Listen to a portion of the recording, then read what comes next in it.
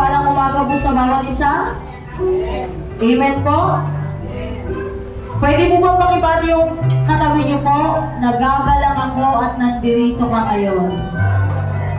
Pakisabi nga po sa kanya, hindi aksidente na nandirito ka ngayon. Amen po. Inanaya ko po bawat isa na magsitayo.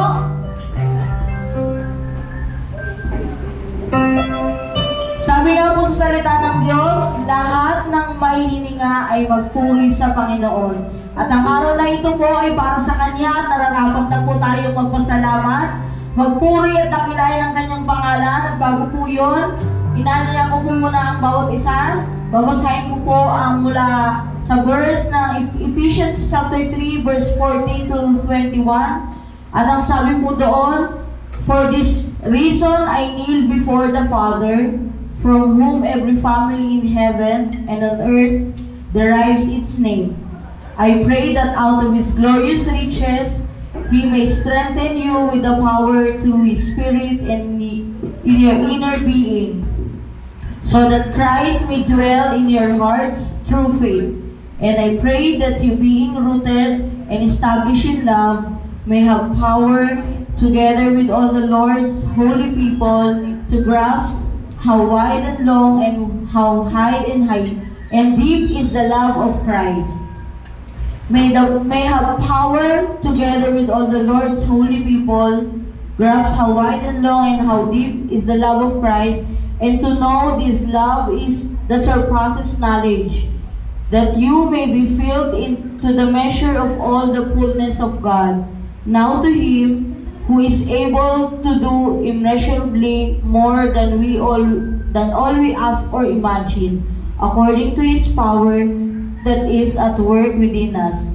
To Him be glory in the church and in Christ Jesus throughout generations, forever and ever. And lahat po magsabi ng Amen. All glory to God. Amen. Hallelujah. Sa oras po na ito, ituon mo ang iyong sarili sa ating Panginoon. This is between you and God. Alam niya ang laman ng iyong puso, kaya naman mangusap ka sa Kanya sa umagang ito. Hallelujah. Come on, church, let us worship our Lord.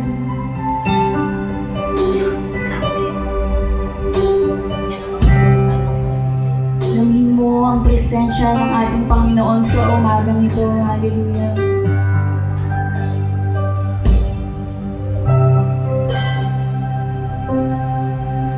Marangalon sa dagat, ika'y dumating. Marangalon sa dagat, kami yung dalhin. Magpapatiano, kami ay ihatid. Ikaw lang ang may alam nitong landasin. Hallelujah, parang alon. Parang alon sa dagat, ika'y dumating. Parang alon, parang alon sa dagat, kami yung dalhin. Magpapatiano, magpapatiano,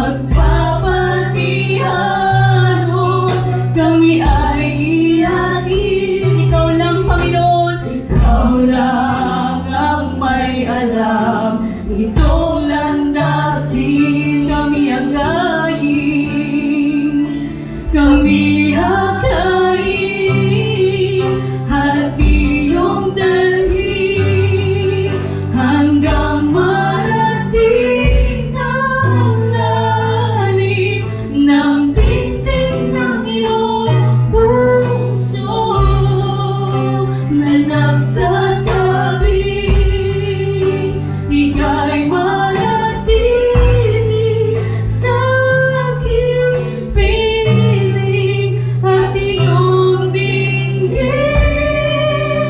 Ako'y mahalin, nanalangin sundin,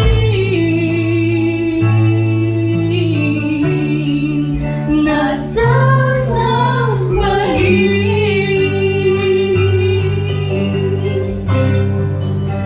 Kami hakayin at iyong dalhin hanggang marating ng lalim ng pintig ng iyong puso na nagsasabi, ika'y manatili sa aking piling at iyong dinggin. Ako'y mahalin, nanalangin sundin,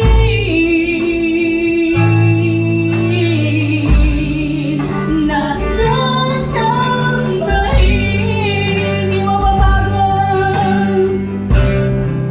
hindi mapapagod ang pusong ito. Naawitan ka at mahalin. Yes, Lord, hindi magsasawang, hindi magsasawang ika'y sambahin. Bawat sandali, papuri ko'y ibigin. Di mapapagod, hindi mapapagod ang pusong ito. Naawitan ka at mahalin, di magsasawa, hindi magsasawa, ika'y sambahin. Bawat sandali, papuri ko'y ibigin. Kami hakayin at iyong dalhin hanggang marating ng langit ng pintig ng iyong puso na nagsasabi, ika'y manatili sa aking piling at iyong dinggin. Ako'y mahalin at laging sundin. Sa pinakamababang tinig, kami akayin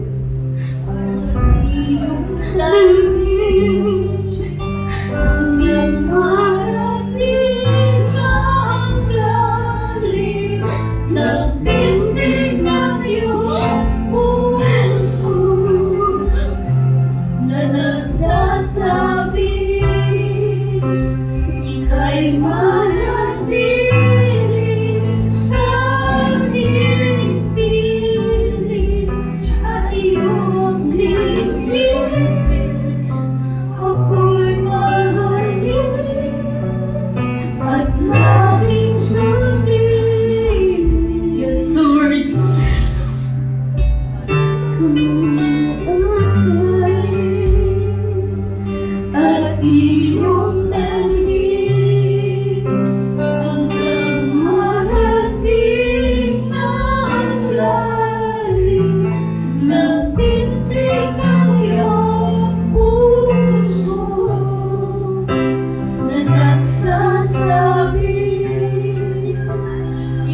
ay manatili sa iyong piling at iyong dinggin.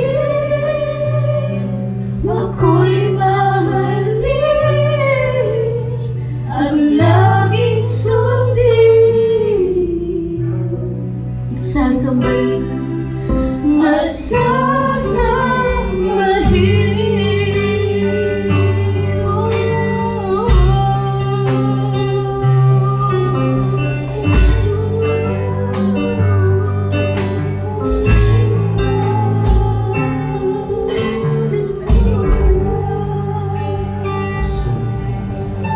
Yes, Lord.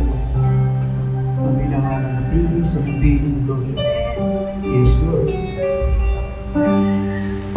Hallelujah. Panginoon, sa umaga ito, kami nagpupurit at magpasalamat, Panginoon. Pagkat muli mo, Diyos, ay ginagawa mo ang aming mga paa sa damong ito upang muli ikaw ang salbahin at purihin, Panginoon.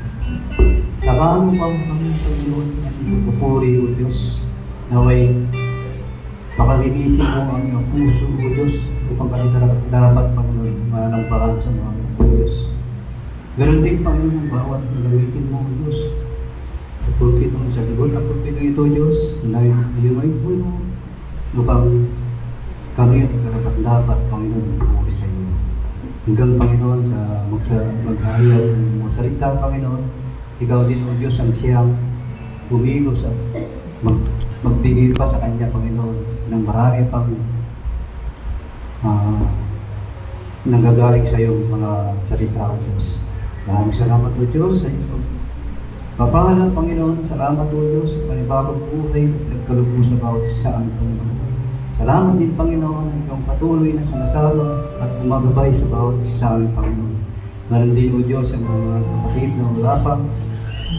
Dalahin ko, Panginoon, na sila ay kabayan sa damang ito, O Diyos, upang sama-sama kami magpuri, magpapasalamat sa iyong takilang pangalan. Salamat, O Diyos, napakatatay lamang, Panginoon. Sa iyo lahat ang kapurihan, sa iyo lahat ang pagpapala, sa iyo lahat, Panginoon, ang mataas na pasasalamat, Panginoon. Maraming salamat sa iyo, Diyos. Purihin ka, Panginoon, purihin ka. Ito ang samong dalangin sa pangalan ng Ama, si Jesus. Amen and amen. Amen. Hallelujah. Patuloy po tayo ng mawis sa ating Panginoon. Let us worship Him in spirit and in truth. Hallelujah.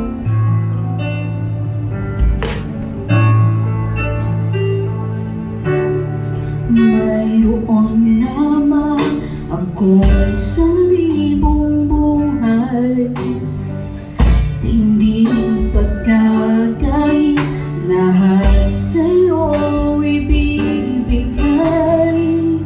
Gayon pa man sa'kin, naging isang taglay, inalaan bawat saglit upang ibigin ka nang walang humpay. Kung mayroon lamang ako sa libong buhay, hindi pagkakait, lahat sa'yo ibibigay. Gayon pa man sa'kin, naging isang taglay, ilalaan bawat saglit upang ibigin ka nang walang hubay. Gaya ng dagat na hindi napapanggal sa pag-alon, ang puso ko ay sa'yo magmamahal. Sa habang panahon, natatanging kayamanan ko, ikaw ay sambahin.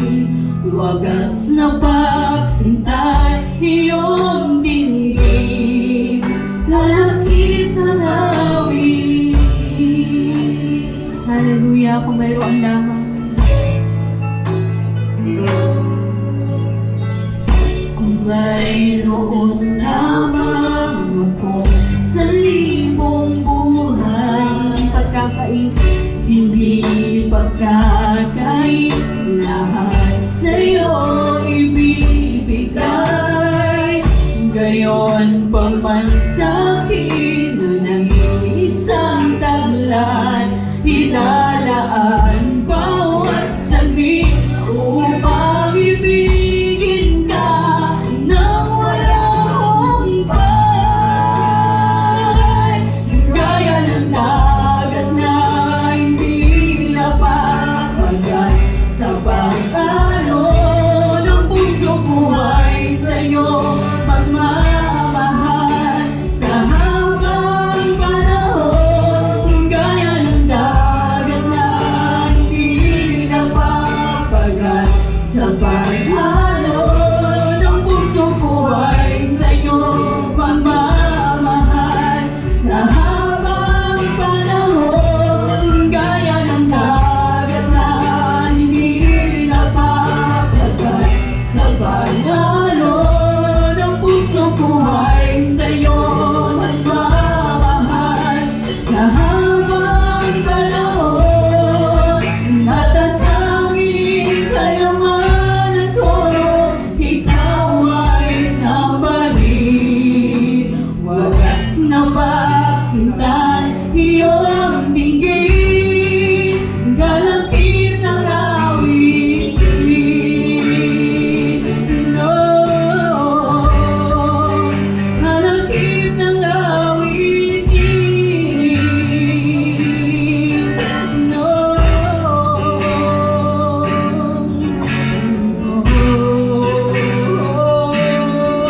hallelujah. Come on, church, let us worship our Lord. Puri ka namin,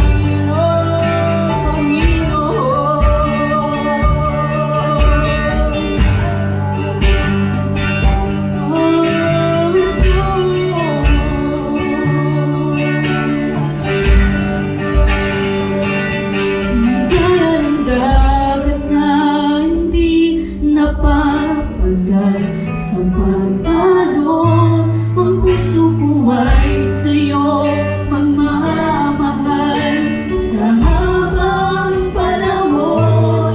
Gaya ng dagat na hindi napapagat sa pag-alon, ang puso ko ay sa'yo magmamahal sa habang panahon. Gaya ng dagat na hindi napapagat sa pag-alon, ang puso ko ay sa'yo magmamahal sa habang panahon. Gaya ng dagat na hindi napapagat sa pag-alon, ang puso ko ay sa'yo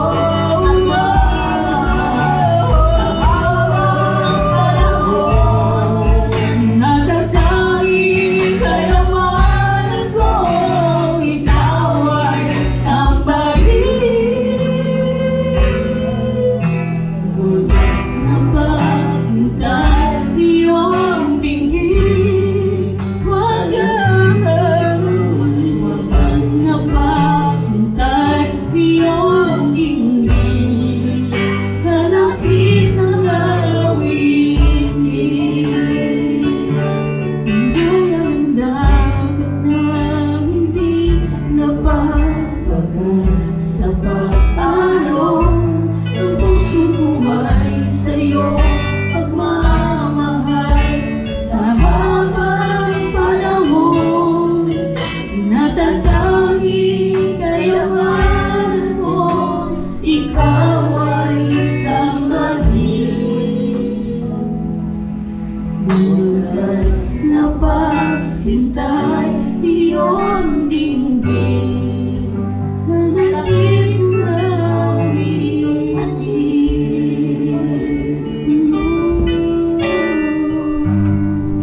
Ang halangkit ng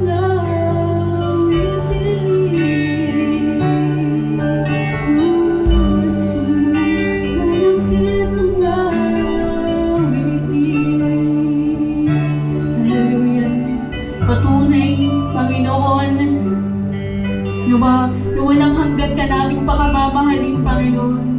We're truly, wholeheartedly devoted to you, Panginoon. Hallelujah. Palakpakan nga natin ang ating Diyos na buhay. Are we blessed? Are we blessed? Patuloy po tayo na umawag sa ating Panginoon. Huwag mo natin sayangin ang oras na ito para ibigay ang pinaka-the best na papuri at pagsamba sa ating Diyos na buhay. Hallelujah.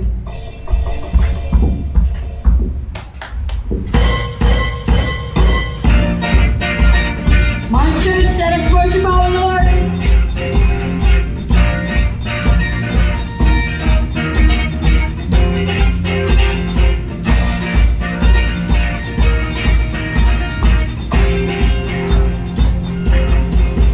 Mga labi ko, O Diyos, sa'yo aawit. Ika'y papurihan sa kalangitan. Mga labi ko, O Diyos, sa'yo aawit. Ika'y papurihan sa kalangitan. Aking kamay tataas ka, pangalan mo'y luwalhati. Pagkat ikaw, O Diyos, ay nakila. Napakasaya! Napakasaya, magbigay papuri. Labis na ganap, labis na ganap, nararamdaman. Pupurihin ka sa bawat tugtugan. Pupurihin ka sa bawat ganap. Itataas ang ngalan mo, mapagkailanman.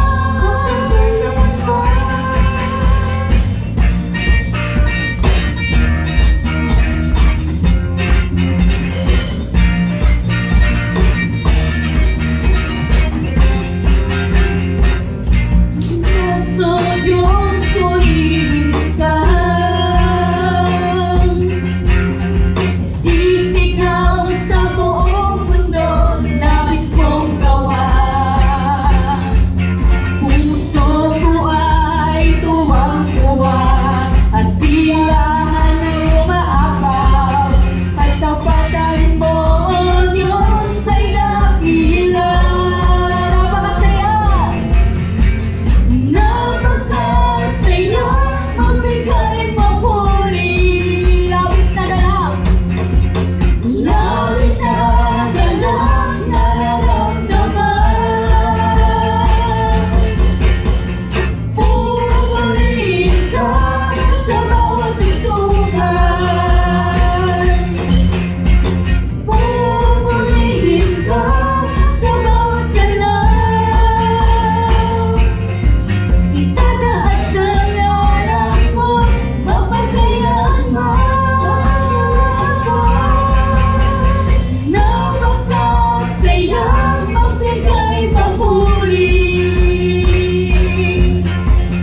Labis na ganap, nararamdaman. Pupurihin ka sa bawat tugtugan. Pupurihin ka sa bawat galaw. Itataas ang ngalan mo, mapagkailanman. Napakasaya, ibigay papuri. Labis na ganap, nararamdaman. Pupurihin ka sa bawat tugtugan.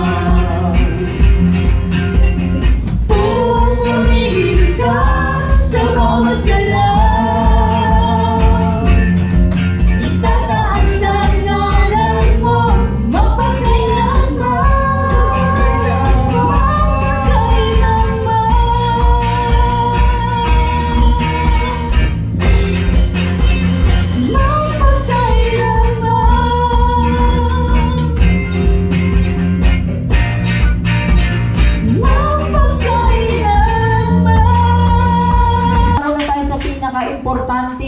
parte ng ating service, ang salita ng Panginoon. Ang sabi nga po sa word ni Lord, ang may pandinig ay makinig para hindi tayo mapapahamak. Lagi po natin papakinggan ang tinig ni Lord. Si Lord mismo yung magtuturo sa inyo kung paano niyo siya mapapakinggan. Buksan niyo lang yung puso niyo at siguradong mapapakinggan niyo si Lord. Amen po. Tinatawagan ko na po ang ating Associate Pastor, Pastor Arturo Bandong.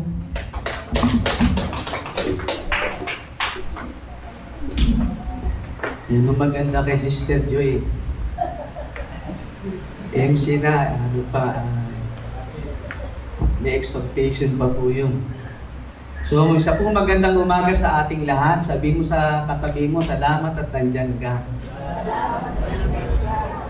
Oh, yan. Welcome po sa ating bagong kaibigan, kasama ni Sister Brenda sa Nabuhay. Si Brother Marlon. Marlon po. Yan. Ang JDM po ay non-sectarian full gospel. No, wala pong relihiyon na kami po ay dinadala, kundi ang ating Panginoong Yesus at ang kanyang mga salita. Amen po? So sa ating pong pakikinig ng salita ng Diyos, ay ituon po natin yung ating isipan at ang ating puso upang ang salita ng Diyos ay makapenetrate po sa atin. So, last first Sunday and second Sunday po ang nagbigay po ng message na yan, na nag-preach si Pastor Manny. Si Pastor Manny po, kasi sila po. Si Pastor Manny po ang nagbigay ng ng message, no? Yung rooted in the gospel, first Sunday po yan, and rooted in grace, no? Yung pangalawa po, rooted in grace. At ang tema po natin sa buwan po ng July ay rooted in the Word. So yun po ay binigyan ng bawat topic upang mapaikli po yung bawat yung tema po na ating pinag-aralan patungkol po sa salita ng Diyos, no? Rooted in the Word, o pagkaugat sa salita ng Diyos. So, yung first Sunday po is rooted in the gospel, second Sunday rooted in the grace o in grace, at yung pangatlo naman po, dahil pangatlong linggo tayo, ay rooted in new life. So,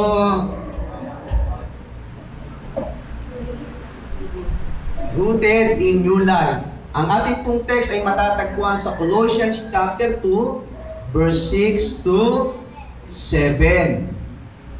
Okay? So sabi po dyan sa wikang Ingles, basahin po natin ng sabay-sabay. 1, 2, 3, go! So then, just as you receive Christ Jesus as Lord, continue to live in Him, rooted and built up in Him, strengthened in the faith as you were taught, and overflowing with thankfulness. So, dito po sa wikang Tagalog, ang sabi po rito, sa Colossians chapter 2 verse 6, yamang tinanggap na ninyo si Kristo bilang Panginoon, o si Kristo Jesus bilang Panginoon, mamuhay kayo na may pakikipag isa sa Kanya. Magpakatatag kayo at isalig sa inyo isalig sa Kanya ang inyong buhay. Magpakatibay kayo sa pananampalatayang itinuro sa inyo at lagi kayong magpasalamat sa Diyos. Amen po? Shall we bow our heads and let us pray? Dakilang Diyos, aming Ama sa langit, na kayo po ngayon ay nakatunghay sa bawat iyong mga anak na narito. Salamat, Panginoon, sapagkat ito po ang kalooban mo, dakilang Diyos, na kami po ay muling makarinig ng iyong mga salita upang mapatibay ang aming pananampalataya sa iyo at gayon din sa iyong anak na si Jesus na aming Panginoon. Lord, tuksan niyo po ang aming mga isipan, bigyan niyo po kami ng pag-unawa, at ganoon din man, Panginoon, ang gabay ng iyong banal na Espiritu ang siyang patuloy na mangusap sa amin. Sa pangalan po ng aming Panginoong Jesus, Amen. Amen. So, rooted in new life. Alam po natin na ang pagbabago po ay nagpapasimula dito po. New life can only be happen when a person surrendered to Jesus. Amen po? He will no longer slaves of sin. God will give him a new heart, a new spirit, and peace of mind.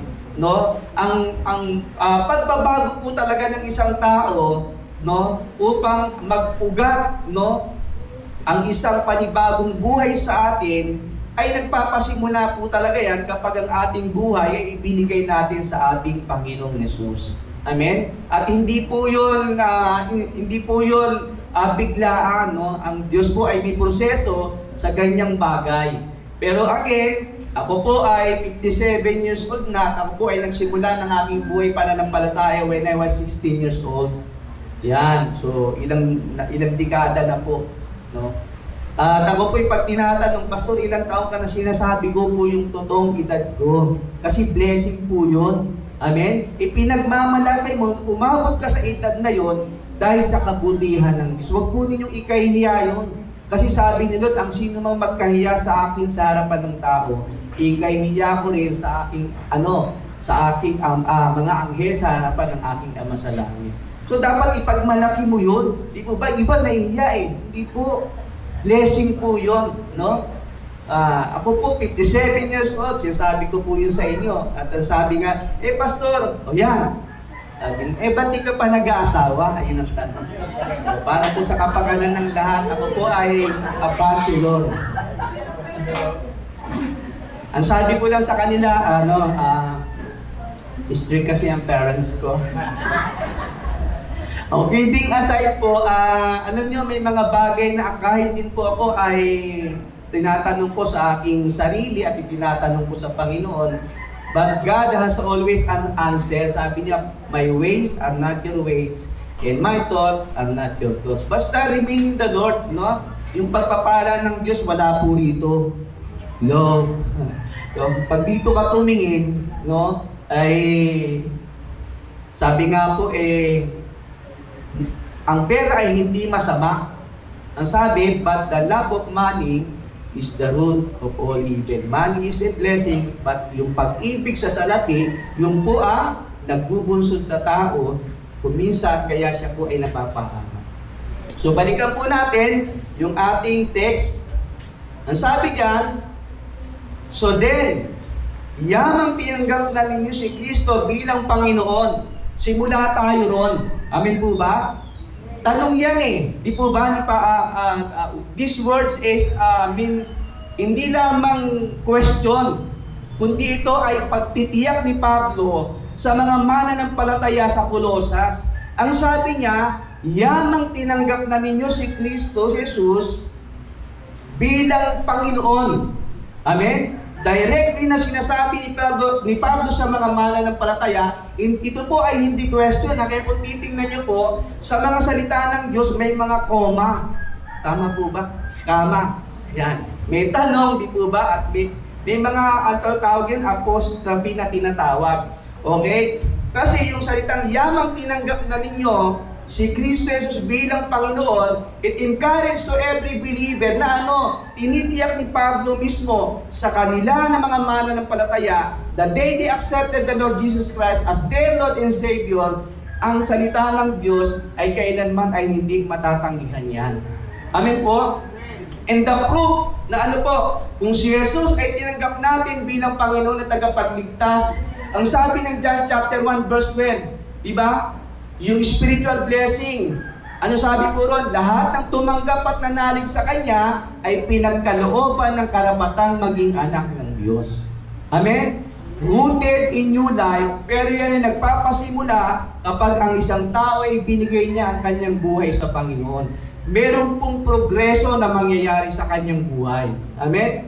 Alam niyo po, lahat naman tayo ay may tinatawag na madilim na kahapon. Pero dahil sa biyaya ng Diyos, amen?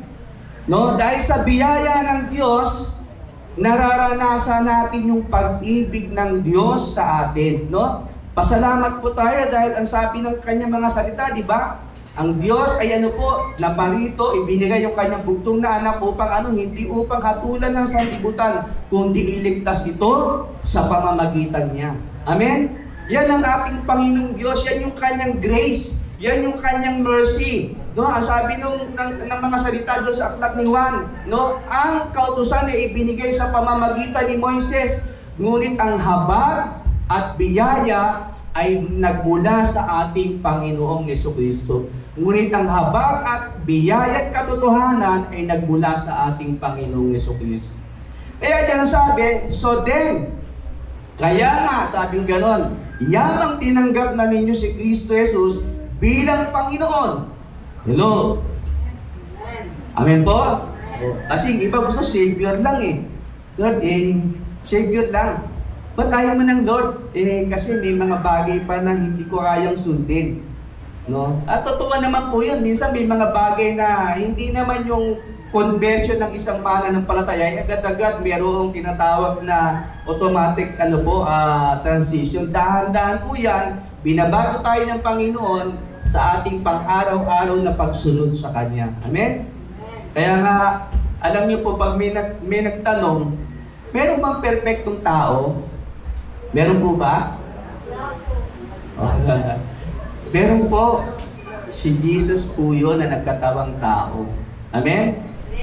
Siya na nagkatawang tao, dinanas niya lahat ang kalalagayan ng pagiging tao. No? Dahil siya'y nagmula sa Diyos at siya'y isinilang na sa pamamagitan ng Espiritu Santo. At makita po natin dito, sa mga mananampalataya, ito po'y pagtitiyak ni Pablo na ini-encourage niya, sabi niya sa kanila, yamang tinanggap na ninyo si Kristo Jesus bilang Panginoon, may kasunod po yan. Ang sabi, mamuhay kayo na may pakikipag-isa sa Kanya. Yun po yung tawag nito. Kinakailangan naman natin na bigyan ng evaluation sa ating mga sarili bilang mga mananampalataya na tumanggap kay Jesus bilang Panginoon at tagapagligtas ng ating buhay. Ang sabi diyan, mamuhay kayo na may pakikipag-isa sa Kanya. Tingnan niyo po yung mag-asawa, di po ba? Kapag sila'y kinasal, hindi na sila, ang lalaki ay hindi niya na pag-aari yung kanyang sarili, kundi pag-aari na nito ng kanyang asawa. Kaya nga sa Diyos is 1 times 1 equals 1. Di po ba? Yun na po itong tawag nito, yung mathematician nito, 1 times 1 equals 1. Bakit? Kasi kapag ikaw ay nakipag-isa sa isang tao, ikaw ay nasasakop na ng kanyang ng kanyang authority. No? Hindi mo na pagmamay-ari ang iyong sarili. Kagaya po yan ng mag-asawa No? Kaya nga dapat sa mag-asawa may tinatawag na give and take. Di po ba? Pero dito, iba rito, no? Ang Panginoon ay Panginoon natin. Kaya dapat siya ang nasusunod. Kung nais natin na magkaroon tayo ng tinatawag na tamang pagkaugat ng ating tunay na pagbabago, kailangan po yan ay nakaugat sa ating Panginoong Jesucristo. Amen? Rooted in new life. Dahil bakit po? Sabi diyan, yamang tinanggap na ninyo si Kristo Jesus bilang again, Panginoon. Hindi po Savior lang. No? Mamuhay kayo na may pakikipag-isa sa Kanya. Pag sinabing mamuhay ng may pakikipag-isa sa Kanya, kinakailangan ikaw ang sumusunod sa Panginoon. Amen? Yung Kanyang kalooban ang iyong ginagawa. No, hindi po yung kagustuhan natin, hindi yung kalooban natin. No, tayo ang nakikisama sa Panginoon. Hindi siya ang nakikisama sa atin. Okay? In verse 7, atong sabi, dinugtong dyan, sabing ganon, rooted and built up in Him. Magpakatatag kayo at isalig sa Kanya ang inyong buhay. Magpakatatag kayo at isalig sa Kanya ang inyong buhay. Ibig sabihin, sino ang nagmamay-ari ng ating buhay ngayon? O ang ating Panginoong Jesucristo. Pag sinabing isalig, yung lahat ng ating pong pag-asa ay dapat nasa Panginoon. No? At merong instruction na sabi, magpakatatag kayo. No? At isalig sa Kanya ang inyong buhay. Paano ba tayo magiging matatag sa Panginoon? Kinakailangan tayo'y rooted in the Word, rooted in the Gospel, rooted in grace. Amen po? Babalikan po natin, kailan magpakalalim ka sa salita ng Diyos, magpakalalim ka sa biyaya ng Diyos. no? Upang ikaw ay maging matatag at matitiyak mo na ang iyong buhay ay nasasalig kanino sa ating Panginoong Jesus. And then sabi niya, pagkatapos magpakatibay kayo saan? Sa pananampalatayang itinuro sa inyo at laging magpasalamat sa Diyos. Amen po? Ako po bilang pastor, ito po yung aking layunin, no? Ito po yung pagkatawag sa akin na ituro ang salita ng ating Panginoon. Wala na pong iba, no? Kaya nga po sa ating Bible study, hindi lang po ako ang nagsasalita, kundi bawat isa po sa atin, no, ay may bahagi saan po? Sa pag-aaral ng salita ng Diyos. Kaya dito ang sabi, magpakatibay kayo sa pananampalatayang itinuro sa inyo. Sino po yung tagapagturo natin? Ang ating Panginoong Jesucristo. Kami po ay mga vessel lamang ni Lord na ang aming itinuturo ay mula sa kanyang mga salita. And ang sabi, at lagi kayong magpasalamat sa Diyos. Amen po ba? Parang Lord, laging magpasalamat. Paano pag may mga hindi magandang pangyayari? Magpasalamat sa Panginoon.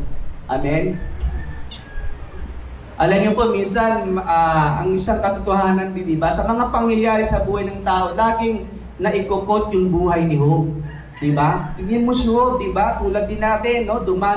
Dumanas ng napakaraming pagsubok sa buhay. But the question is, si Job mananampalataya. At siya ipinagmamalaki ng Diyos kanino? Kay Lucifer during that time. Sabi niya, nakita mo ba ang lingkod kong si Job? Wala siyang katulad. Siya'y may takot sa akin at sumusunod sa aking kalooban. Kaya yung pangyayari kay Job, yun ay may tinatawag na permissive will. Pinahintulutan yun ng Diyos upang subukin ang kanya, pananampalataya. Sinong gustong sumubok? Si Lucifer. Diba? Kaya nga si Lucifer, siya yung ating adversary, di po ba?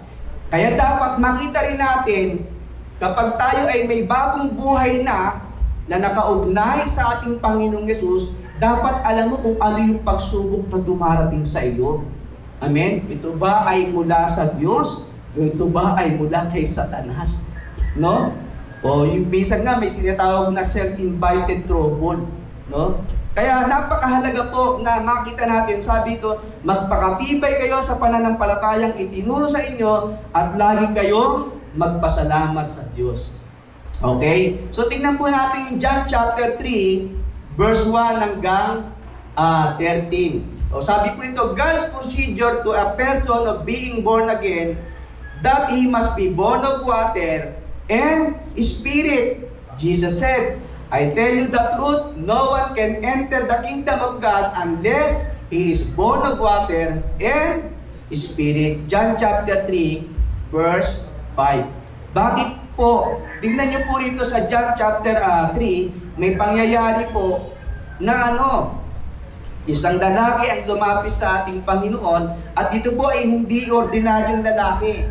So babasahin po sa inyo sa John chapter 3 beginning verse 1.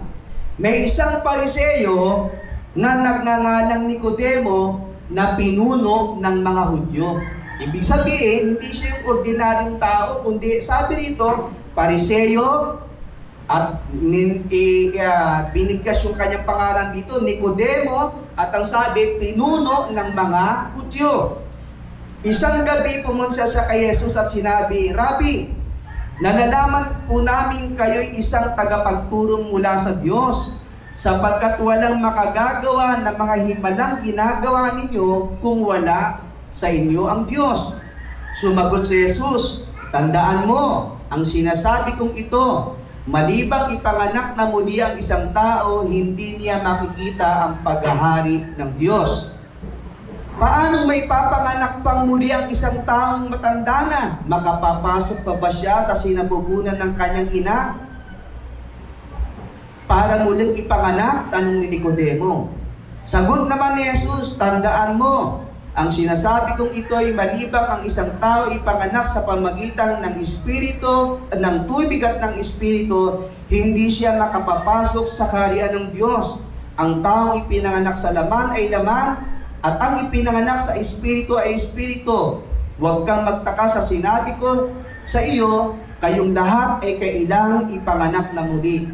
Umiip ang hangin kung saan ito nais at naririnig mo ang ugong nito, ngunit hindi mo alam kung saan ito nanggagaling at kung saan pupunta. Ganoon din ang bawat ipinanganak sa Espiritu. Paano po mangyayari iyon? Sa tanong ni Nicodemo, sumagot si Jesus, Guro ka pa naman ng Israel, hindi mo naunawaan ang mga bagay na ito. Pakatandaan mo, ang sinasabi namin ay nalalaman namin. At ang pinapatotohanan namin ay nasaksihan namin. Subalit hindi niya tinanggap ang aming patotoo. Kung hindi ninyo paniniwalaan ang mga sinasabi ko tungkol sa mga bagay na ito sa mundo, paano ninyo mapapaniwalaan ang sasabihin ko tungkol sa mga bagay doon sa langit? Wala pang sino mang umakyat sa langit, kundi ang bumaba mula sa langit, ang anak ng tao. Amen po? So dito, may encounter na nangyari. Sino po yun? Si Nicodemo, no? Na-encounter niya ang ating Panginoong Hesus personally.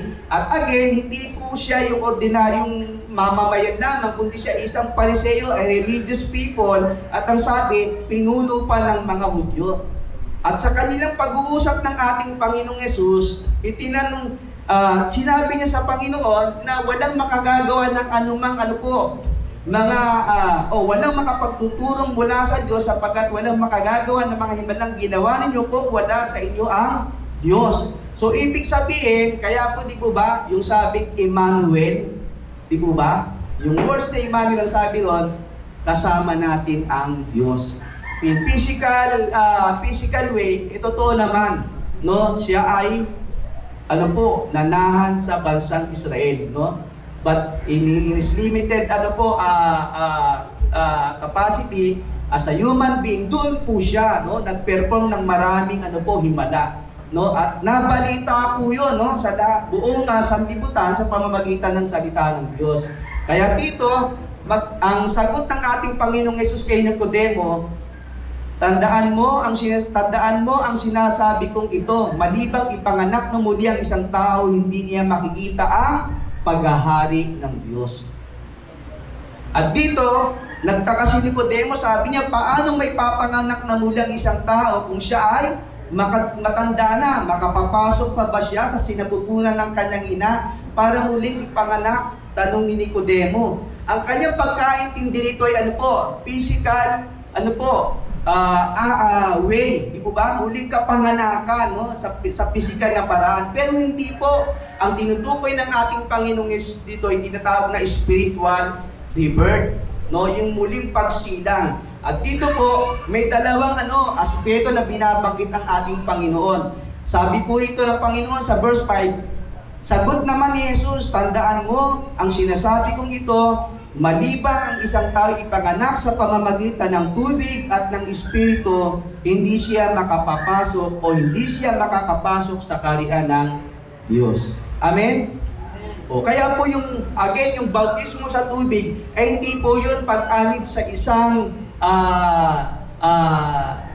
relihiyon o denomination o organization. Yung po mismo ay sinasabi ng ating Panginoong Hesus bilang unang hakbang saan? Sa pananampalataya mo sa ating Panginoong Hesus. Siya mismo ang nagsabi nun, no? Upang ikaw ay magkaroon ng panibagong buhay, kinakailangan mag-undergo sa tinatawag na baptism of water. Kaya sabi ng Panginoong Hesus kay Nicodemo, maliban ng isang tao ipanganak sa tubig. Amen? Again, hindi po ito pagka ikaw nabautismo sa Jesus the Mediator ay miyembro ka na rito. No, miyembro ka na ng isang organisasyon o isang denomination. Hindi po. Ito po ay pagtuturo ng ating Panginoong Hesus bilang pagsunod sa kalooban ng Diyos. Amen po? Kaya yung iba ayaw magpabautismo. Kasi bakit? Yun ang kanilang pagkaintindi. Hindi po yun. Mas nga po dito, di po ba? Hindi naman sinabi ni Jesus, kapag kayo nabautismo sa tubig sa isang iglesia, kayo ay magiging miyembro na ng isang iglesyang yun. Hindi po ganun. This is the way na ang tao ay makaranas ng tinatawag na muling kapanganakan ayon sa kalooban ng Diyos sa pamamagitan ng kanyang salita. May dalawang aspect. Ito po yun, ang sabi dyan, Maliban ang tayo panganak sa pamamagitan ng tubig at sunod ay ang Espiritu. Amen? Yung ating lumang pagkatao, no, yung ating dating espiritu na masuwayin sa Diyos, papalitan nyo ng Diyos na kanyang espiritu. Upang tayo ay magkaroon ng kakayanan na sumunod sa kalooban ng Diyos. Amen? Kasi kung yung dati pa nating espiritu, ang sabi nga, yung ating dating espiritu, masuwayin yon.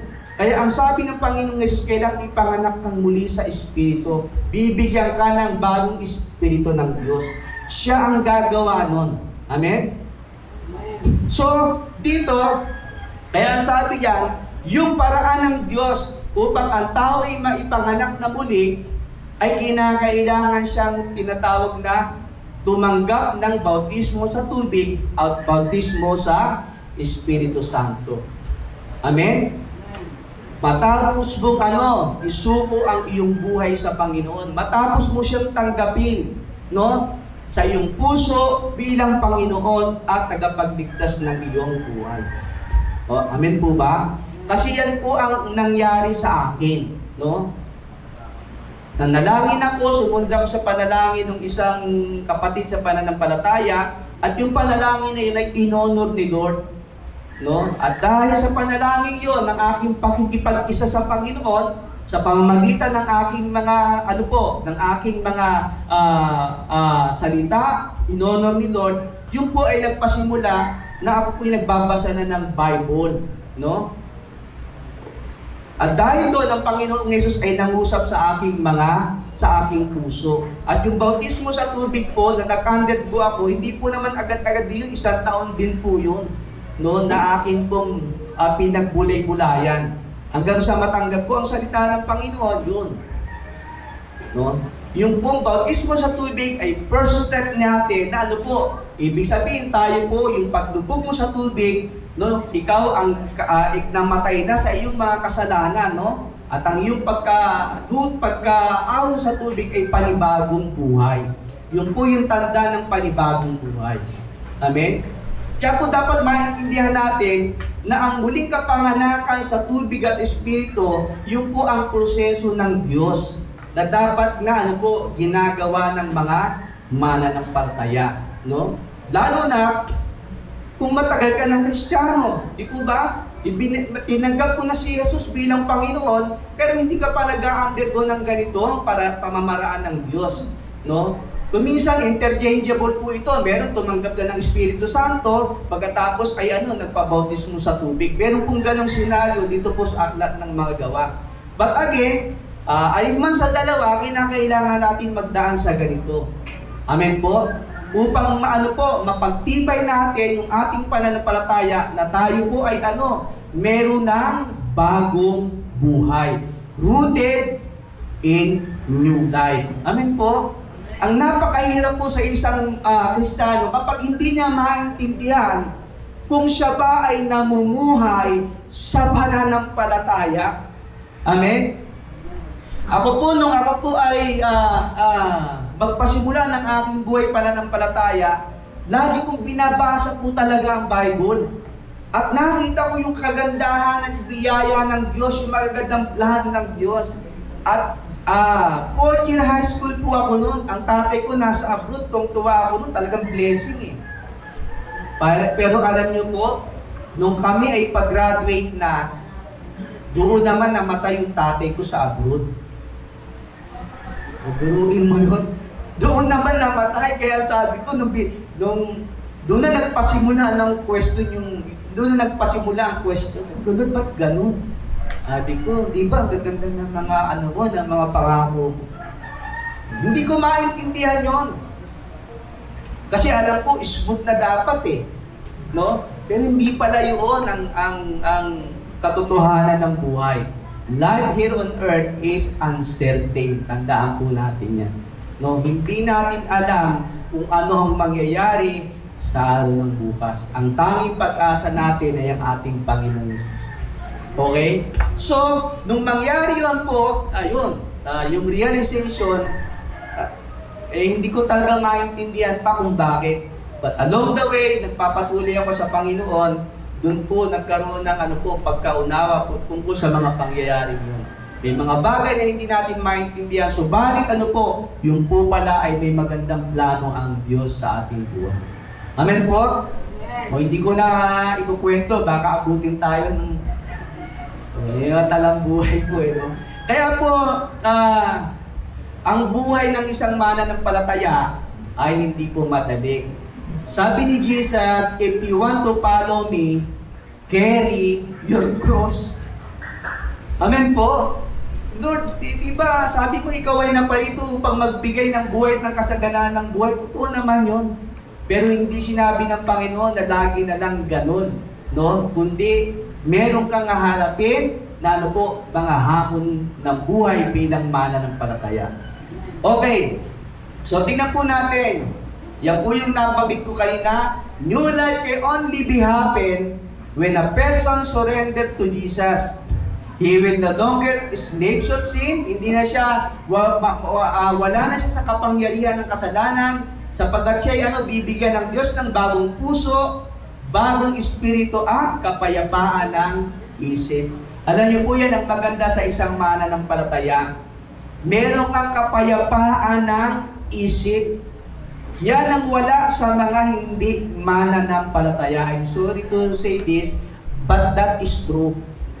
Kanino niya sinabi yun? Sabi ng Panginoong Jesus, peace I leave you. I do not give you as the words give. Kapayapaan ang iniiwan ko sa inyo. Hindi katulad ng ibinibigay ng sanlibutan. Kung ikaw ay mananampalataya, rooted in new life, na nakaugnay kay Kristo, dapat meron ka yan. May bago kang puso, bagong espiritu, at may kapayapaan ka sa iyong isip. Amen? Naalala ko tuloy yung sabi ng isang preacher. Sabi niya, magkawindang-windang man. No? Magkawindang-windang man ang ekonomiya, ang kalalagayan ng mundong ito, tayo pa rin po ay may pag-asa sapagkat si Kristo ang nagbibigay sa atin ng kapayapaan. Amen? At alam po natin ang patakbo ng ating mundo sa kasalukuyan. But again, bilang mananampalataya, pakatandaan po natin, ikaw at ako na mga mananampalataya ay mayroon ng bagong puso, bagong espiritu, at may kapayapaan ng isip. Mahirap ipahinga yan. Di po ba? Mahirap magkaroon ng tunay na puso. No? Mahirap magkaroon ng bagong espiritu. Lahat po yan ay gawa ng Diyos once na ikaw ay sumampalataya sa ating Panginoon. Okay, ito po, nagbigay po ako ng 3 puntos dyan. Una, ang sabi doon sa salita, continue to live in Him. It means a new life with a genuine faith. Amen po ba? Kapag ikaw ay namumuhay kay Kristo, meron kang bagong buhay na may tunay na pananampalataya. Pastor, paano ko masasabing may tunay akong pananampalataya? John chapter 10 verse 17. Ang sabi doon, faith cometh by hearing and by hearing of the word of God. Hindi yung self-faith. Amen? Basta ako naniniwala ako. Hindi po pwede yun.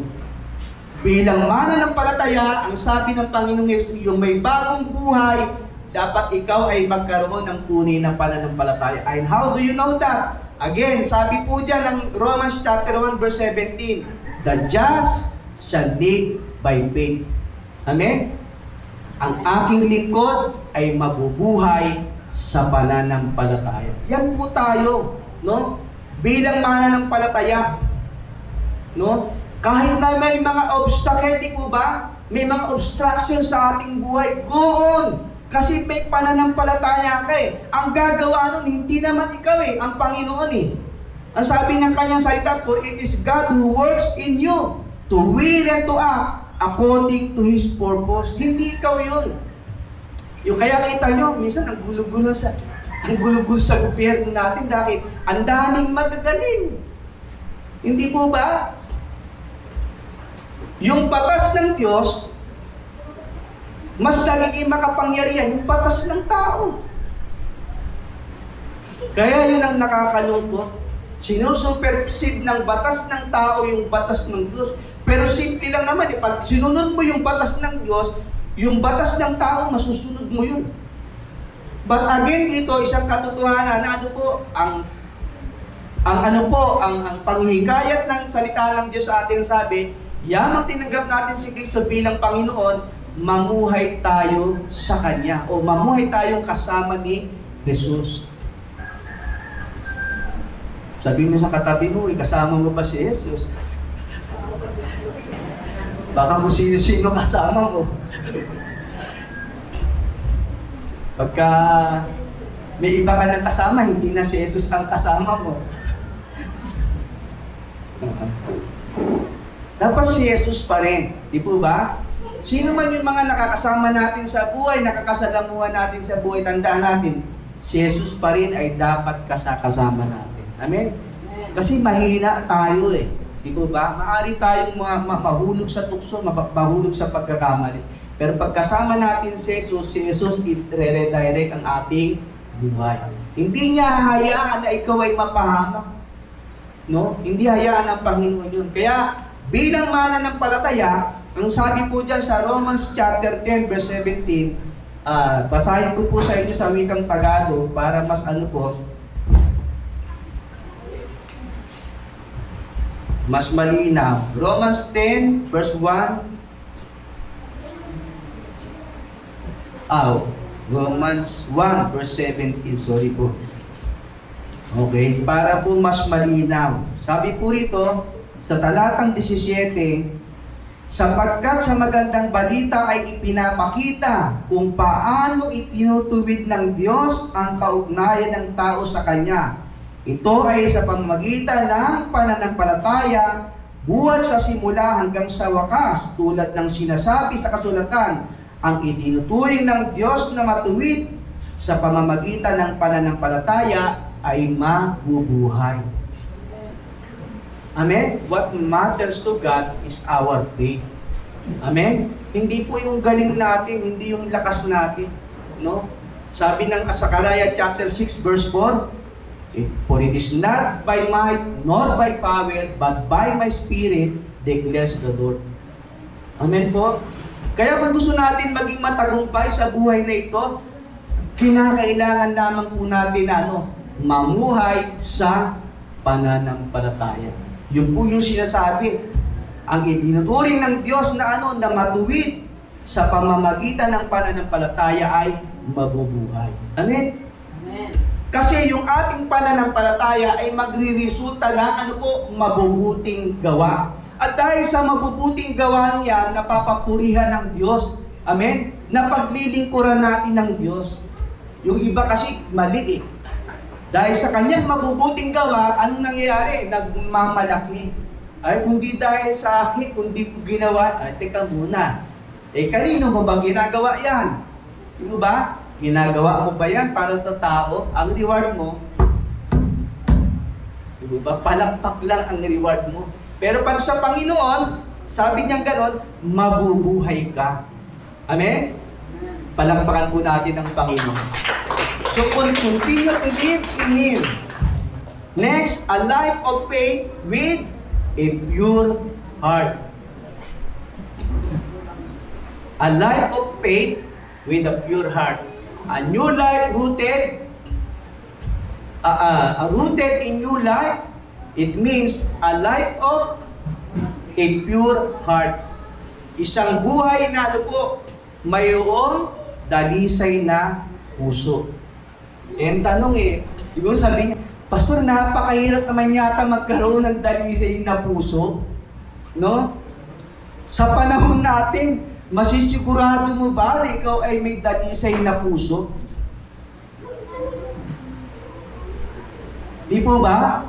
Sa atin, imposible. No? Pero sa Diyos ay walang imposible. Kaya nga alam niyo po, nung ako ay hindi pa mananampalataya, pag ako ay nakagawa ng kasalanan, okay lang. No? So, wala lang. Basta Ganun lang kasimple noon. Pero ngayon, iba na. Di po ba? Nagiging maingat ka na sa iyong pamumuhay. At alam niyo po ba, number 1 na hindi makapapasok sa kaharian ng langit? No? O, number 1 na pupunta sa impyerno, yung sinungaling. Kaya, di po ba? Kaya nga tayo, paano mong panatili yan? Yung magkaroon ng malinis na puso. Mismo nga sabi ng ating Panginoong Yesus, Matthew chapter 5 verse 8, Blessed are the pure in heart, for they shall see God. Mapalad ang may malinis na puso, sapagkat makikita niya ang Diyos. Amen? Paano natin gagawin yon? Di po ba? Ano ang magiging gabay natin? Di po ba? Ano ang magiging paraan natin para makamit yung malinis na puso na yan? Amen? Sabi ng ating Panginoong Yesus, di ba, sa Lord's Prayer, di ba? Mangyari nawa ang iyong kalooban dito sa lupa at parang sa langit, at gaya ng sa langit. Okay? So, tingnan po natin, paano nga po ba tayo'y magkaroon ng malinis na puso? Doon po sa Lucas chapter 17,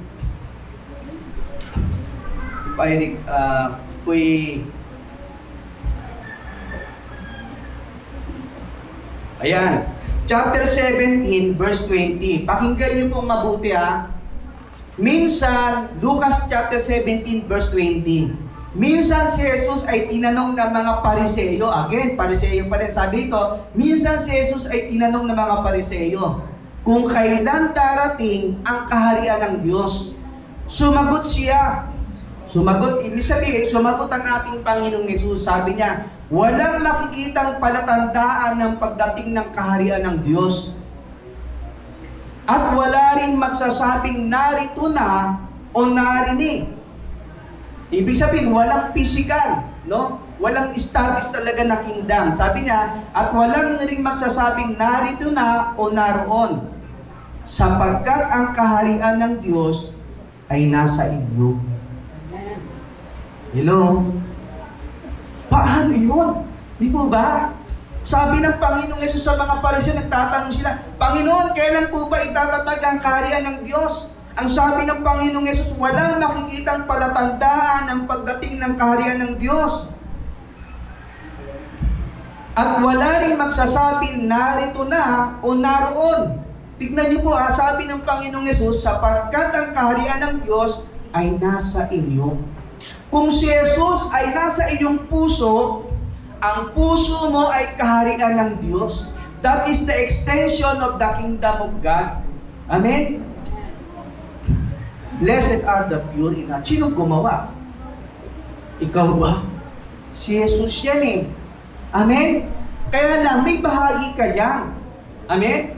Huwag nating hayaan ang kasalanan ay maghari sa atin o tayo'y maalipin pa ng kasalanan. But it doesn't mean na you will never commit mistake, you will never commit sin. Ang sabi ng 1 John chapter 1 verse 9, kung ipapahayag mo ang iyong mga kasalanan, siya'y tapat at banal at lilinisin ka sa lahat ng iyong mga kasalanan. Merong paraan ng Diyos para mapanatili ang dalisay ng puso. Hindi natin nahayaan na kahit maliit na kasalanan ay paghaharian tayo. Yan po ang problema sa kasalukuyan. Ang tao ay alipin ng kasalanan. Amen? Kaya siya ay laging nagbabalik-balik doon. At sinong pwedeng magligtas sa kanya? Ang ating Panginoong Yesus. Amen? Kaya po, dito, a life with a pure heart. Isang buhay na may dalisay na puso. At sinong gagawa niyan? Ang ating Panginoong Diyos. Hindi po natin magagawa yan. May paraan ang ating Panginoon sa kanyang mga salita. Amen? May bahagi pa rin tayo. Kaya po yung pananampalataya, para maging makatotohanan, kinakailangan mong mamuhay ayon sa salita ng Diyos. Amen po ba? Okay, next po. A transformed life. Pangatlo, meron kang bagong buhay na. Amen? 2 Corinthians chapter 5, verse 17 po yan. Sabi diyan, therefore, if anyone is in Christ, he is a new creation. All things have passed away, behold, all things have become new. Tignan po natin sa pagkaliwat sa wikang Tagalog para po makita po natin. 2 Corinthians chapter 5,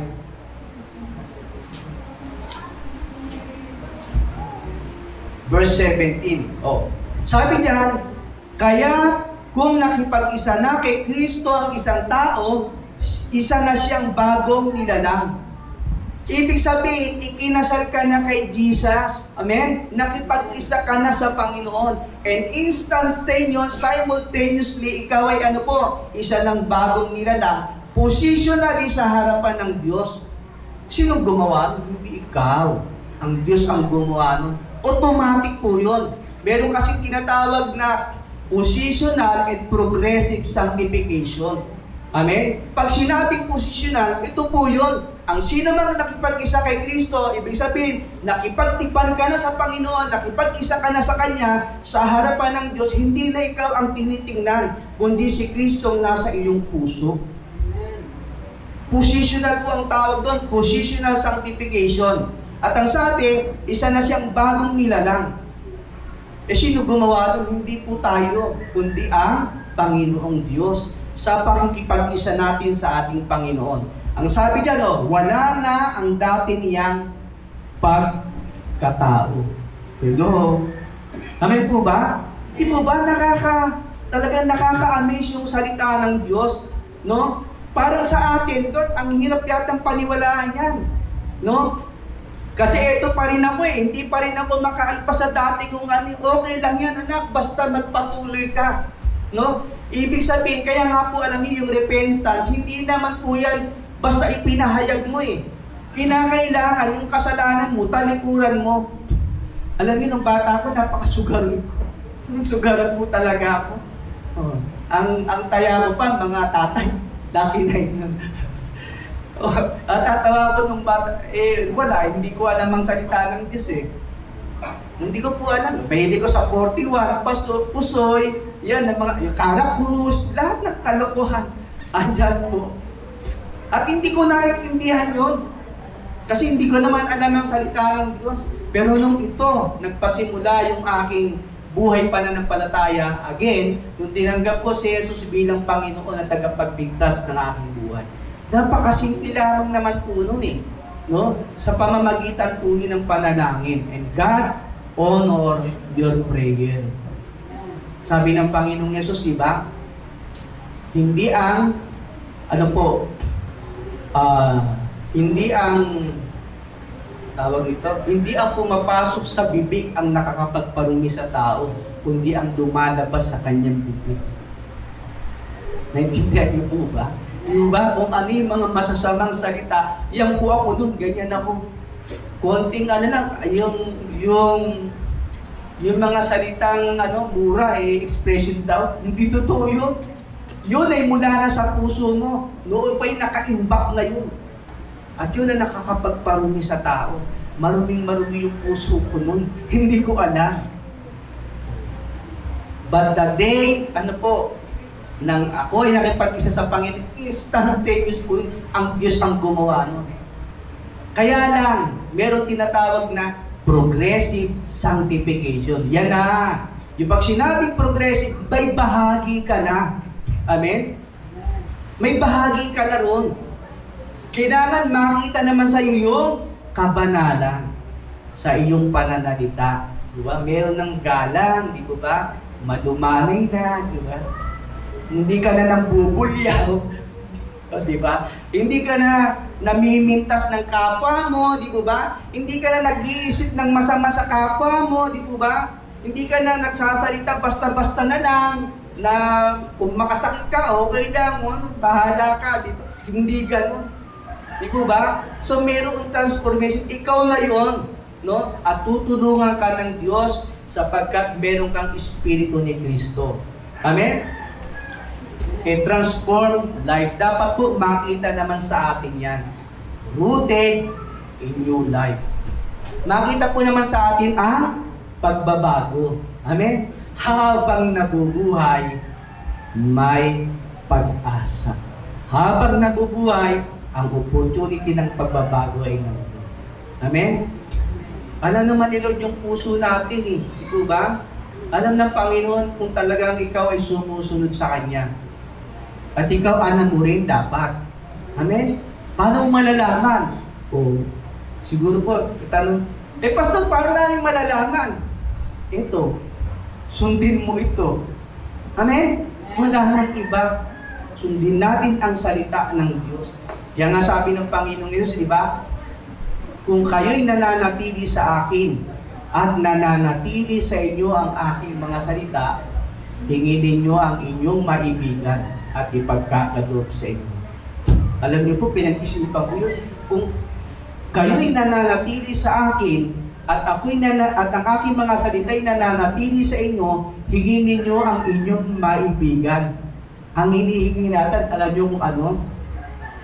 Pagpalain tayo. Lord, pagpalain buhay ko, gusto kong hindi po. Ang hingi natin ay masunod natin ang salita, ang kalooban ng Diyos. Amen? Yun ang gusto ni Lord. Kasi kapag tayo ay sumusunod sa kalooban ng Diyos, blessing will follow. Yung pagpapala, susunod yan eh. Yun ang susi ng pagpapala ng Diyos, yung pagsunod. Kaya yung mga Israelita, nung sila po ay nasa promised land na, sabi ng Panginoon sa kanila, mamili kayo, sumpa o pagpapala. Pag kayo'y sumunod, pagpapalain ko kayo. Kapag kayo'y sumuway, parurusahan ko kayo. Amen? Tandaan po natin, ang pagpapala ng Diyos para makamit natin ay kailangan natin sumunod. Amen? Alam niyo po, tayo naman, bilang mga mananampalataya, ang pinapangarap naman talaga natin buhay na walang hanggan. Amen po ba? Kasi kung hindi yun ang isip ko, ang sabi ng Panginoong Jesus, na-remind tuloy ako, sabi niya, kung ang inyong pag-asa kay Kristo ay sa buhay na ito lamang, kayo na ang pinakakawawa tao sa balat ng lupa o sa mundong ito, sabi ni Pablo. Tingnan niyo po, tingnan niyo po, kung ang inyong pag-asa kay Kristo ay sa buhay na ito lamang, naintindihan po natin, bakit? Kasi ang tao, yun ang kanilang pinapangarap, ang makamit ang kanilang pangarap sa mundong ito. Hindi yung pinapangarap ng Panginoon sa buhay nila. Amen? Kaya ang tao walang kasiyahan, di ba? Sabi nila, what shall a profit a man if he gain the whole world but loses his only one and only soul? Ano ang mapapala ng isang tao? Makamit man yan kayamanan sa daigdig na ito, mapapahamak naman ang kanyang kaluluwa. Kaya again, dapat meron tayong bagong buhay. At sa paraang yan, meron pong sinasabi ang Bible. Ang sino mang nakipag-isa kay Kristo, siya isang bagong nilalang, wala na ang dati niyang pagkatao. Sabi, sa halip, ito'y napalitan na ng bago. O, hindi ko na po binabasa verse 18. Tingnan po sa verse 18. Pakinggan niyo po ang sabi. Sa verse 18 ang Diyos ang gumagawa ng lahat ng ito sa pamamagitan ni Kristo. Ibinilang niya kami mga kaibigan at hindi nakaaway at pinagkatiwalaan niya kami upang maglingkod ng gayon sa gayon ang mga taong maging kaibigan rin niya. Ibig sabihin, ang Diyos ang gagawa niyan. Amen? Nung nais natin ng pagbabagong buhay, kinakailangan lang nating sumunod. Amen po? Palakpakan po natin ang ating Panginoon. Amen po muli. God bless you po. Amen? So, tatlong bagay, no? Balikan po natin yan. Transform life. Ano po? A life with a pure heart and a life with a genuine faith. No? Bilang mga mananampalataya, kung nais po natin na makita natin na tayo po rooted in new life, no? Nakaugat sa panibagong buhay, magkaroon tayo ng tunay na pananampalataya magkaroon ng tunay na malinis na puso at magkaroon ng pagbabago ang ating buhay. Amen? Palakpakan po natin ang ating Panginoon. Shall we bow our heads and let us pray? Hallelujah. Dakilang Diyos, maraming salamat po sa umagang ito na sa liwanag, O Diyos, ng iyong mga salita, ito po, Panginoon, ay magsilbing paalaala sa amin, magsilbi, O Diyos, na kagalakan at kalakasan ng aming mga espiritual na buhay. At makita namin, O Diyos, ang aming kalalagayan sa iyong harapan. Uri nga, Panginoong Yesus, na ang sino mang nakipag-isa sa iyo ay isa ng bagong nilalang. At ibinigay mo sa amin, O Diyos, ang lahat ng pagpapalang espiritual. Kailanman ay hindi mo pa kami pinagkulang, Panginoong Diyos. At sa mga oras na ito, Panginoon, batid niyo po ang puso at buhay ng bawat isa. Lord, ang aming pag-asa ay nasa iyo. Turuan mo kami, Panginoong Diyos, na lumakad ayon sa iyong kalooban. Makita namin ang tunay na pagbabago sa pamamagitan ng iyong mga salita. Sapagkat iwalay sa iyo, Panginoong Yesus, wala kaming magagawa. Dakilang Diyos, salamat po sa mga kapatid nitong narito, nakinig ng iyong salita, Panginoong Yesus, sapagkat ito po'y hindi aalisin sa kanila.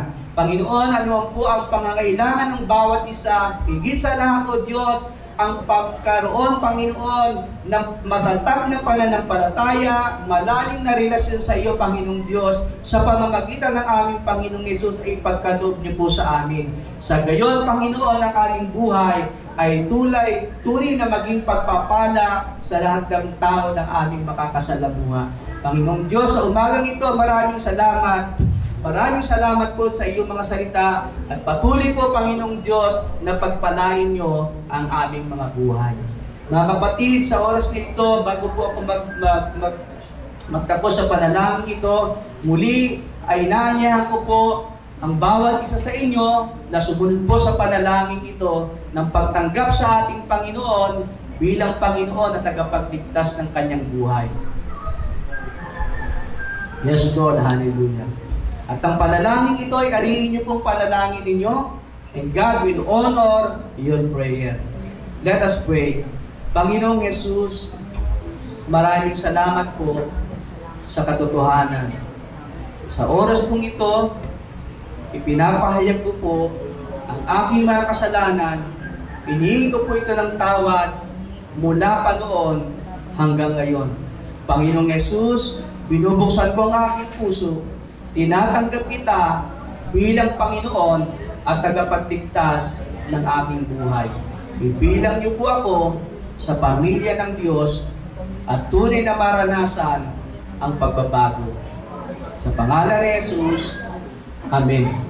Dakilang Diyos, minsan pa, salamat po sa iyong mga anak, salamat po sa bawat mga salita mo na narinig namin, O Diyos. Ikaw po maitaas, ikaw mapapurihan sa aming kalagitnaan. Sa pangalan ng Ama, ng Anak at ng Espiritu Santo, ang lahat po'y magsabi ng Amen. Amen. Glory to God po.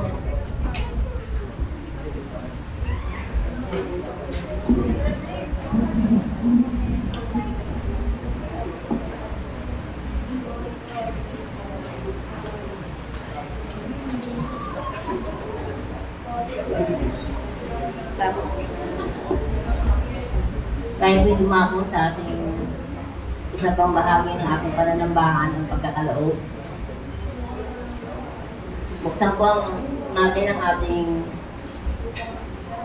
aklat sa 2 Korinto 9:6 at 7. Tandaan ninyo ito, ang nagtatanim ng kakaunti ay aanin ng kakaunti. At ang nagtatanim naman ng marami ay aanin ng marami. Ang bawat isa ay dapat ibigay ayon sa sariling pasya, maluwag sa loob at di napipilitan lamang. Sapagkat iniibig ng Diyos ang puso nagbibigay ng may kagalangan. Ayon po sa salita ng Panginoon, dapat po talaga tayo ay magbigay sa Kanya ng ating mga sapat na pangangailangan na binibigay niya sa atin, material na ibinibigay niya sa ating buhay. ibigay natin ito ng buong puso sa Kanya bilang pagsunod sa Kanyang salita. Kung tayo po ay nag-aalinlangan sa pagbibigay sa Kanya ng ating mga kaloob, hilingin po natin sa Kanya na ito'y ibigay natin ng taos puso na may pagpakumbaba sa Kanya. At yun po ay gagawin ng Diyos na tayo pasasaganain sa lahat ng bagay at higit pa sa mga ating pangangailangan. Tayo po'y manalangin. Panginoon, maraming salamat sa pagkakataong ito. Kami po ay magkakaloob sa inyo ng inyong ibinigay na pagpapala sa amin, Panginoon. Salamat po sa kabutihan mo, sa mga biyaya, Panginoon, lalo na sa aming buhay, Panginoon. Gawin mo po itong pagpapala sa mga ibang hindi pa nakakaranas ng iyong kabutihan, Panginoon. Salamat po sa pangalan ni Jesus. Ito po ang aking samot na lang. Amen. Tayo po'y magbigay.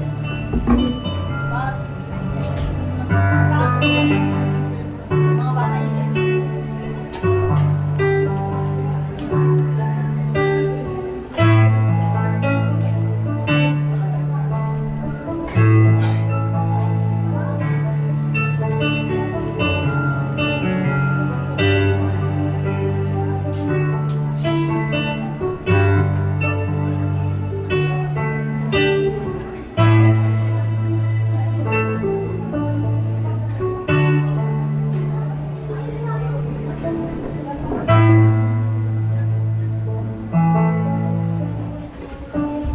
Amen po. Gusto po muna natin, sino ba pong may birthday ng July na hindi pa po napagpe-pray? Meron pa po ba? Tsaka gusto po natin imbitahan si Sel para ipag-pray po ng ating pastor. Samahan niyo po kami para i-bless din po natin si Sir. At sabi nga po, hindi ito i-aksidente kung bakit nandito siya. Ni Lord kung bakit nandito siya ngayon. Kung ano man po yung napakinggan ni Lord ngayon, ay ni Sir, alam ko po na tinalima na siya ni Lord. At unti-unti na siyang gagawin ni Lord sa anumang plano ni Lord para sa kanya. That is plan prepare for His life po. Kaya inanya ko po bautisan na magsitayo at ipag-pray po natin si Sir. Ano pong pangalan ni Sir? Marlon, si Sir Mark. Okay, ayan, Brother Marlon, pwede po kayong imbitahan dito sa lang po kayo dyan. Sige po mga kapatid, ating pong ituhol ang ating mga kamay kay Brother Marlon sa umagang ito. Dakilang Diyos, salamat po sapagkat kalooban mo, Panginoon, na siya ay makarating sa lugar na ito upang marinig, O Diyos, ang iyong mga salita sapagkat ang salita mo ay katotohanan.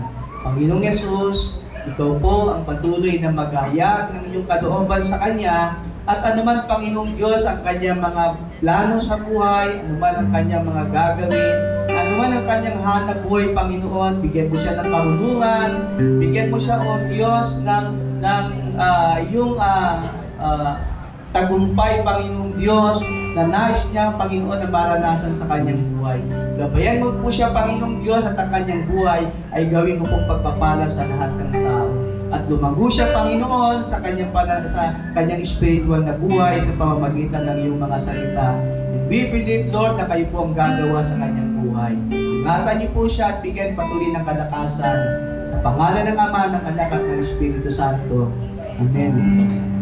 Doon sa ating pong pagwawakas, let us raise our hands towards heaven at tanggapin po natin ang pagpapala ng ating Diyos na masalangit. Ang aming Amang Diyos, mula po sa langit, ikaw na nakatunghay sa amin pong itinataas ang aming mga kamay bilang tanda, O Diyos, ng aming pong pagkilala sa iyong kahabagan. Pagpalain niyo po, O Diyos, ang inyong iglesia, ang inyong mga anak, Saan man kami pumaroon, ang man ang aming gagawin, ang gabay mo, O Diyos, ang lagi namin kasama, Panginoon, sa pamagitan ng iyong banal na Espiritu Santo, sa pangalan ng aming Panginoong Yesus. Amen. Amen. Pwede po muna magsiupo ang lahat. Important announcement po. Every Wednesday po, ang ating main church, the Wednesday Church online via FB Live and Zoom, headed by Head Pastor, Pastor Boyet Sir Warren, Pastor Edwin Saborin. Every 7:30 po yan sa Jesus the Redeemer City Congregation FB page. Bible study po sa Tuesday, kina Sister Daisy po. Tapos, kina Sister Brenda. Tapos, sa Thursday, sa Malipakan, kina Brother Gord, Sister Doris. Saturday po sa Camres Kids. Alas 9 sa mga bata. Tapos, susunod po yon sa mga adults. Prayer meeting po every Saturday. Lahat po ng may prayer request. Pwede po kayong kumuha ng prayer request form sa atin. Dito po, nakalagay po sa likod. Tapos ilalagay nyo po dyan, isulat nyo po lahat ng prayer request nyo po kay Lord. At pagdating po ng Saturday, pinagpipray po ng ating workers yan. At we do encourage everyone na makilaw po kayo. Kasi ang prayer po ay ang backbone ng church. So, kapag hindi po tayo nagsasama-sama mag-pray, magko-collapse po talaga. Kaya po tinawag po itong lugar na house of prayer, lahat po tayo. Kung hindi po kayo makapunta sa bahay po, at 4 p.m., magsama po tayo mag-prayer para po palakasin po ang ating spiritual na buhay at malapit na po talagang dumating si Lord. At ang lahat ng nangyayari sa paligid natin ay hindi na po biro. JTMCC Music Team Practice, after po ng ating prayer meeting. Next, subscribe on JTMCC sa Barte, like us on Facebook, and watch us on YouTube. Bukas po or within this week, i-upload ko po yung ating service po ngayon. Next week po, July 24, ang ating pong MC ay si Brother Jerry. Ako na nag-MC ngayon. Si Brother Jerry po, ang ating pong Bible reading ay si Sister Chrysel. Opening prayer will be Sister Evelyn. Praise and song leader will be Sister Doris. Word of God will be Pastor Manny. Tithes and offering, ako na po. Magpapalit kami ni Brother Jerry. Tapos, benediction po ay si Pastor Manny. Forever be thankful, always be grateful, and we are abundantly blessed. Magsitayo na po ang lahat. Minsan ba po natin i-deklara ang katagumpayan ng gawain nito, ang katagumpayan ng Diyos sa ating buhay, at ang paglabas po natin dito, idedeklara natin, ang ating Diyos ay matagumpay. Amen po? Amen. Muli po tayo umawit sa ating Panginoon.